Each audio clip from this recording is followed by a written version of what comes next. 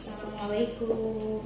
Waalaikumsalam warahmatullahi wabarakatuh. Apa kabar Bunda Neng? Alhamdulillah kabarnya baik. Ada apa nih? Ya, mohon maaf Ibu, saya mengganggu waktunya. Saya mau minta waktu Ibu untuk observasi bersama saya. Oh iya, ada jadwal observasi kelas itu Bunda? Iya. Oke. Bunda Neng mata pelajaran apa ya? Mata pelajaran pendidikan agama Islam. Pendidikan agama Islam ya. Baik. Observasi kelas kita nanti mau ada materi apa nih yang akan dibahas? Untuk materinya, materi tentang menghindari akhlak mazmumah.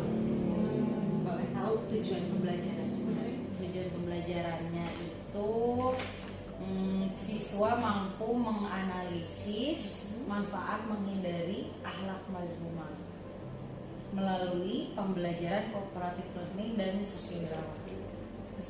Kayaknya menarik nih judulnya nih. Oke, kapan sih pelaksanaannya? Pelaksanaannya nanti Bu, tanggal 31 Oktober. Oke, tanggal 31 Oktober itu hari Kamis. Kamis ya. Ya. Oke, hari Kamis. Insya Allah saya bisa tuh, kebetulan ada jam kosong di situ. Bu Neneng, nanti ketika observasi kelas, area pengembangan yang mau kita amati tuh di apa saja? Oh iya. Nah, ini area pengembangannya itu ada 3 Bu. Nah, yang pertama itu budaya positif dalam pembelajaran. Nah, yang kedua penerapan kompetensi sosial emosional melalui kesadaran diri dan sikap konsentrasi pada pembelajaran. Nah, yang ketiga ini penerapan pembelajaran berdiferensiasi. Yes. Sepertinya lengkap nih area pengembangan yang mau diamati ya. Sudah menyusun modulnya Bu Neneng? Alhamdulillah sudah. Oke. Nanti apa namanya di area pengembangan pertama itu kan budaya positif ya, Ya. budaya positif dalam pembelajaran. Itu nanti Bu Neneng akan mengembangkan melalui apa? Untuk budaya positif itu sendiri pengembangannya dengan cara kesepakatan kelas. Ya, itu betul. Setuju saya.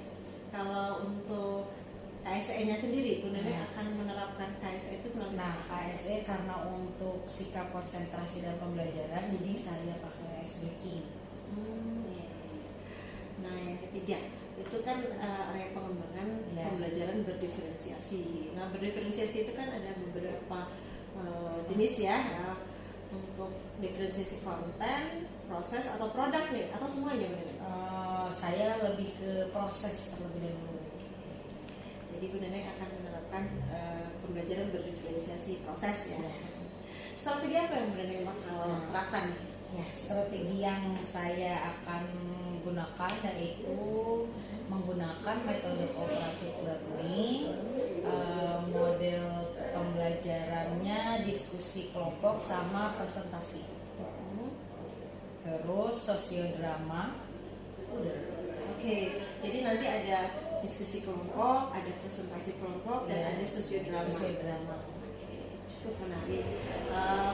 Insya Allah saya bisa nanti menemani Bu Neneng ya. Mudah-mudahan sesuai dengan rencana ya. Saya minta modulnya boleh untuk saya pelajari. Iya, ya nanti saya kasih. Terima kasih. Mungkin nanti saya akan siapkan waktu saya untuk bisa menemani Bu Neneng di kegiatan observasinya. Terima kasih ya Ibu atas waktunya. Terima kasih juga Bu Neneng. Sampai ketemu lagi. Permisi Ibu. Iya, Assalamualaikum. Waalaikumsalam warahmatullahi wabarakatuh. Assalamualaikum semuanya. Waalaikumsalam. Semuanya apa kabar? Alhamdulillah baik Bu. Alhamdulillah kabarnya baik semua ya. Oke, apakah ada yang tidak hadir hari ini? Alhamdulillah hadir semua. Alhamdulillah hadir semua. Oke, sebelum kita memulai pembelajaran kita hari ini, silakan ketua kelas untuk memimpin doa terlebih dahulu. Duduk, siap, gerak. Sebelum memulai pelajaran hari ini, berdoa dimulai. Memberi salam. Assalamualaikum warahmatullahi wabarakatuh. Oke, sebelum kita memulai pembelajaran kita hari ini, Bu Neneng terlebih dahulu ingin mengingatkan kesepakatan kelas yang sudah kita buat di awal pembelajaran yang gitu ya. Ya, terkait kesepakatan kelas, yang pertama kan ada membuang sampah pada tempatnya, jadi nggak boleh buang sampah sembarangan di kelas gitu ya. Nah, kalau membuang sampah sembarangan maka ada konsekuensinya. Apa konsekuensinya? Bayar denda. Ya, membayar denda. Itu kesepakatan kelas yang pertama. Nah, kalau kesepakatan kelas yang kedua, tidak boleh memain handphone ketika ada yang presentasi atau ketika pembelajaran kita sudah dimulai gitu ya. Nah, bagaimana jika ada yang memain handphone? Apa konsekuensinya? Ya, handphonenya, ya betul. Jadi nanti handphonenya diambil sama saya gitu ya. Nah, kemudian kesepakatan kelas yang ketiga adalah betul, tidak membuat gaduh di kelas, tidak berisik dan lain sebagainya. Kira-kira kalau ada yang berisik atau membuat gaduh di kelas, apa ya konsekuensinya? Menjelaskan materi. Oke, tepuk tangan dong. Selanjutnya kita ice breaking terlebih dahulu ya sebelum memulai pembelajaran ya. Gunanya untuk apa sih ice breaking ini? Supaya melatih semangat kita, supaya melatih konsentrasi kita sebelum menerima pembelajaran ya. Ice breakingnya adalah coba lihat semuanya ke depan. Nah, kalau Bu Neneng bilang pagi, maka kalian tepuk tangan 1 kali. Contoh, pagi. Tuh. Nah, kalau Bu Neneng bilang siang, maka tepuk tangan 2 kali. Siang. Ya, betul. Kalau kata Bu Neneng sore, maka tepuk tangannya 3 kali. Ya, kalau kata Bu Neneng malam, maka kalian tepuk angin. Gimana? Ya, betul. Sekarang kita eksekusikan ya. Oke, 1, 2, 3, malam. Oke, saya ulangi ya. 1, 2, 3, pagi. Siang. Pagi. Marilah sama-sama kita membaca Al-Quran terlebih dahulu ya. Semuanya baca dengan baik, dengan sesuai dengan kaidah tajwidnya. Oke, silakan bareng-bareng. 1, 2, 3.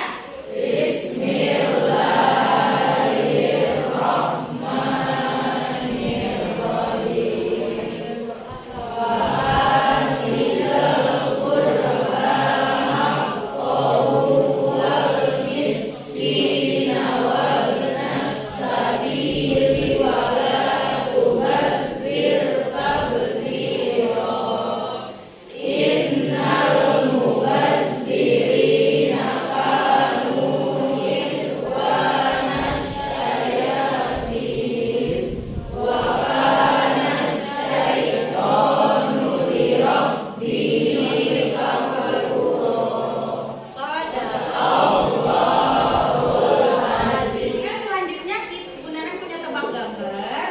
Gambar ini berkaitan dengan materi kita hari ini. Nah, jadi tugas kalian adalah menebak gambar yang saya tampilkan di slide selanjutnya. Tapi tebak gambarnya per kelompok aja ya. Oke, gambar yang pertama silakan kelompok 1. Ya, silakan Yaila. Gambar apa ini? Koyak-koyak. Oke, tepuk tangan dong. Selanjutnya, kelompok 2. Gambar apa ini? Kelompok 2. Silakan Syifa. Ria, betul. Selanjutnya, kelompok 3 ya. Silakan. Silakan Riko. Ya, Kais. Tak kabur, Bu. Tak kabur, betul. Jadi, untuk materi hari ini kita akan membahas 2 materi terlebih dahulu ya, yaitu menghindari akhlak mazmumah foya-foya dan juga dia serta sum'ah gitu ya. Oke, sebelum diskusi, sebelum presentasi, Bu Neneng kasih waktu kalian untuk berdiskusi kelompok terlebih dahulu. Waktunya 20 menit dari sekarang.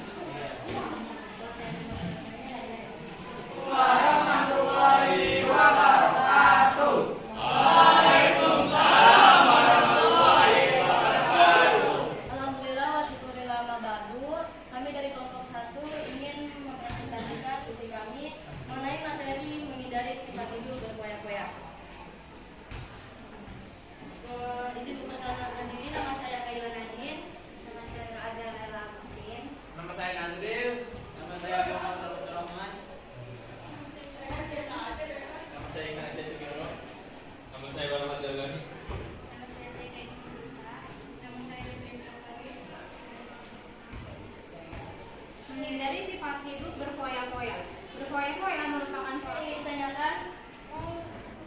Silakan kelompok dari Fanika.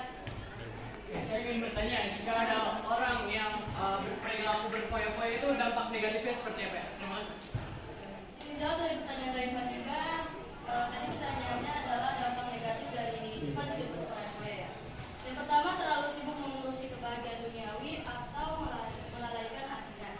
Lalu yang kedua, menimbulkan sifat iri, dengki, dan pamer. Yang ketiga, dapat memicu frustasi apabila hartanya habis. Yang keempat, berpotensi menimbulkan sifat kikir. Cukup? Ini mohon. Saya kalian mau sampai. Habis belanja dong. Ngapain lagi? Belanja itu kan termasuk berpoya-poya. Iya, poya-poya kan nggak baik.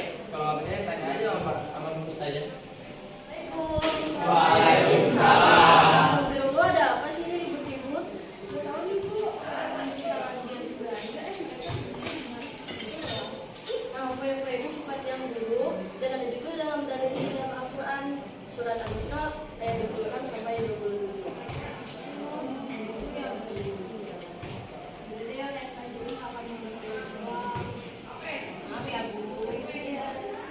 Terima kasih untuk kelompok 1, tepuk tangan dong untuk kelompok 1.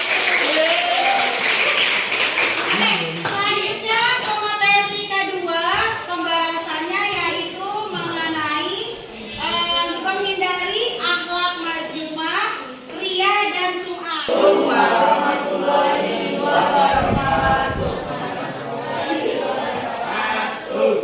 Baik, di sini kami dari kelompok 3 akan membahas mengenai materi perilaku mazmumah yaitu menghindari perilaku ria dan sum'ah. Di sini kami izin memperkenalkan diri terlebih dahulu. Perkenalkan, nama saya Gadis Litari. Baik, materi pertama akan dibacakan oleh Menghindari sifat ria dan sum'ah. Secara bahasa, sum'ah berarti memperdengarkan.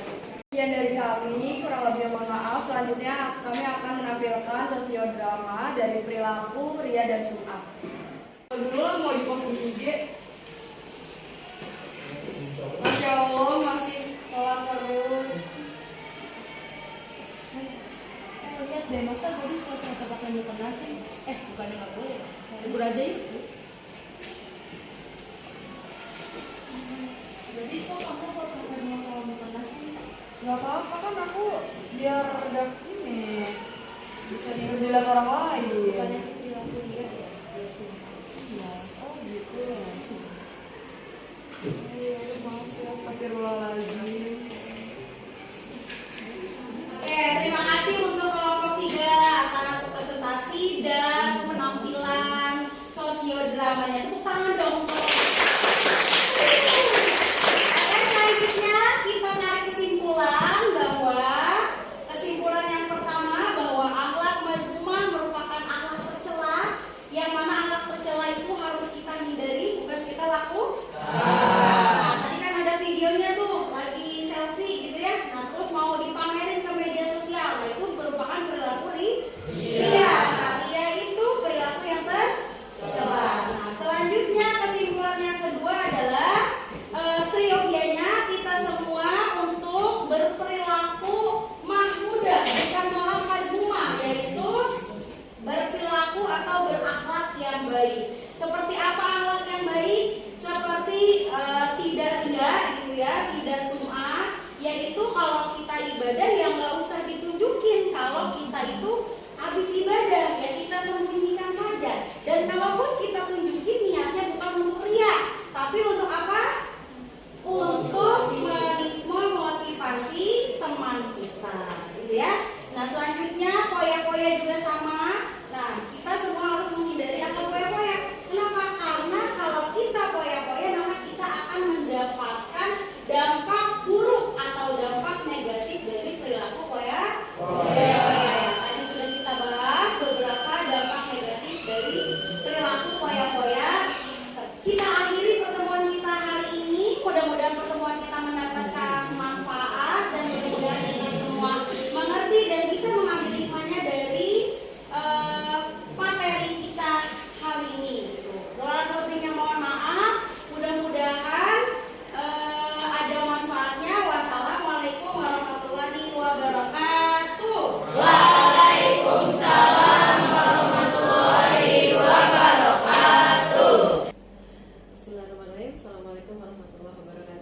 Waalaikumsalam.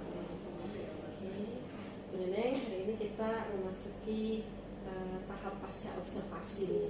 Untuk observasi kita yang kemarin kita lakukan, alhamdulillah kita dihadiri oleh tim dari BGP Banten, kemudian di sini juga ada hadir ibu pengajar praktik kita, Ibu Sintawati. Selamat bergabung Ibu, selamat datang semuanya. Kita mulai saja. Silakan. Baik Bu Neneng, dari alhamdulillah ya kemarin praktek observasi kita sudah berjalan dengan lancar ya. Dari praktek observasi itu coba kita refleksi sama-sama ya Bu Neneng. Saya ingin mendengarkan nih refleksi dari Bu Neneng. Menurut Bu Neneng kegiatan observasi kemarin itu seperti apa menurut penilaian Bu Neneng sendiri? Iya, menurut penilaian saya observasi kemarin sudah sangat baik, bahkan sudah sesuai dengan modul ajar gitu. Hanya ini sih Bu, kurang efektif saja karena siswanya itu terlalu antusias pas diskusinya. Itu aja sih menurut saya. Ya, mereka berebut untuk menyatakan pendapat begitu ya. Iya betul. Jadi, ya. Baik. Kalau kita lihat dari tujuan observasi kemarin kan ada 3 pengembangan yang ingin Bu Neneng lakukan ya. Waktu pra observasi itu Bu Neneng ungkap bahwa yang pertama Bu Neneng ingin menerapkan budaya positif di dalam kelas, kemudian ingin mengembangkan juga KSE dengan fokus mereka dalam pembelajaran, kemudian juga ingin menerapkan pembelajaran berdiferensiasi. Ada 3 pengembangan kalau tidak salah Bu Neneng ya. Oke, dari itu menurut Bu Neneng, apakah ketiganya sudah hadir dalam praktek observasi kemarin? Ya, untuk ketiganya alhamdulillah sudah diterapkan juga. Untuk budaya positifnya sudah saya terapkan melalui disiplin positif, yaitu apa sih namanya? Kesepakatan kelas gitu ya. Diawali dengan kesepakatan kelas. Untuk KSN-nya juga saya gunakan ice breaking. Nah, untuk pembelajaran berdiferensiasi itu menggunakan berdiferensiasi proses, yaitu diskusi kelompok, presentasi, terus juga ada role play atau sosiodrama. Iya, betul. Saya juga sudah melihat itu memang ya, sudah dipraktekkan oleh Bu Neneng. Tapi dari keseluruhan ya menurut Bu Neneng, selain hal-hal baik tadi ya, mungkin masih ada tidak menurut Bu Neneng nih kekurangan atau hal-hal yang masih harus Bu Neneng perbaiki dari praktek kemarin? Ya, tentu ada Ibu. Untuk yang harus saya perbaiki, seperti contohnya kemarin disiplin kelas budaya positif itu saya menggunakan kata-kata yang tidak positif justru. Kayak contohnya harusnya buang sampah pada tempatnya, tapi saya malah bilang jangan buang sampah sembarangan, itu kan kata negatif. Itu yang pertama. Terus untuk yang kedua, kesimpulan. Jadi kesimpulan pembelajarannya harusnya kan melibatkan siswa, tapi malah saya semua yang menampung kesimpulan pembelajaran itu. Jadi itu sih. Oke, jadi itu yang menurut Bu Neneng yang masih kurang ya. Jadi ke depan ada upaya dong untuk memperbaiki itu. Kira-kira upaya perbaikan ini seperti apa? Untuk tindakannya, yang pertama disiplin budaya positifnya ya, itu kata-katanya tidak menggunakan kata-kata negatif. Kesepakatan kelasnya tidak menggunakan kata-kata negatif. Itu yang pertama. Terus kemudian yang kedua, kesimpulan pembelajaran tidak monoton saya menyampaikan, tapi harus juga melibatkan siswa. Sama yang ketiga, memperbaiki modul ajar supaya lebih sesuai lagi dengan praktek di lapangan. Oke, bagus sekali. Itu rencana perbaikan yang akan Bu Neneng lakukan ya. Selain hal-hal tersebut, mungkin Bu Neneng ada nih rencana tindak lanjut untuk meningkatkan kompetensi diri gitu? Ada? Ya, ada tentunya. Untuk meningkatkan kompetensi saya gitu ya, mungkin saya akan mengikuti webinar gitu atau seminar yang berhubungan dengan pembelajaran di kelas dan lain-lain sih. Ya benar kan saya lihat termasuk aktif gitu. Alhamdulillah. Sudah dapat beberapa sertifikat ya? Ya, alhamdulillah sudah 8. Baru Baru 8. Luar biasa. Baik, lanjutkan Bu Neneng, semangat terus. Nah, Tetap sejauh ini proses observasinya cukup lancar. Terima kasih sudah melibatkan saya dalam proses observasi ini. Itu juga memberikan pembelajaran buat saya. Hal-hal baik yang Bu Neneng praktikkan mungkin menjadi pembelajaran buat saya, bisa saya terapkan di kelas saya. Iya, terima kasih Bu Neneng. Ya, demikian Ibu pengajar praktik Bu Sinta. Ya. Terima kasih Bu. Seperti Bu Neneng ya, dengan Ibu Jamila selaku calon guru penggerak ya angkatan 11. Tinggal 1 bulan lagi, semangat Bu ya. Kita bisa menyelesaikan pendidikan guru penggerak ini dengan baik seperti itu. Nah, di kegiatan pasca observasi ini ya, setelah proses pembelajaran yang sudah dirancang oleh Bu Neneng ya, intinya dalam pembelajaran itu berpihak kepada murid ya, intinya kita melakukan aktivitas di kelas itu dalam rangka memenuhi apa kebutuhan dari anak dan minat anak juga ya, karena kita paham bahwa setiap anak itu ada keunikan masing-masing. Makanya di dalam RPP atau modul ajar ibu semua masuk ya Bu ya, dari modul berapa Bu? Modul 3. Modul 3 ya. Ada budaya. Dari modul 2. Modul 2 budaya positif. Satu nih yang budaya positif, KSM modul 2 ya. Diferensiasi modul 2. Kalau masuk ke kita modul 3 yaitu berkenaan dengan ini ya, pengambilan keputusan ya, ada dilema etika. Nah, itu nanti progres untuk Bu Jamila menjadi seorang pembelajar atau pemimpin dalam pendidikan. Itu Bu Neneng ya, pelajaran apa kemarin PAI ya? Iya, PAI ya. Luar biasa. Terima kasih banyak kerjasamanya. Semoga kompetensi Ibu Jamila sebagai coach ya, untuk mengcoach Ibu ya sudah dapat memberikan satu manfaat lah, pencerahan terutama buat Ibu sebagai rekan sejawat juga untuk sekolah ya, karena Ibu kepala sekolah pastinya inginnya guru yang mengikuti kegiatan pendidikan guru penggerak ini bisa berdampak positif, memberikan pengaruh yang baik seperti yang kita sering dengarkan. Kelihatannya cuma bikin video doang, cuma dibuat-buat saja, ternyata memang proses KBM ini kan dilakukan dengan sempurna di kelas, artinya bersamaan dengan waktu pada saat Bu Neneng mengajar. Itulah yang miskonsep kadang kita dilihatnya ya, seperti itu.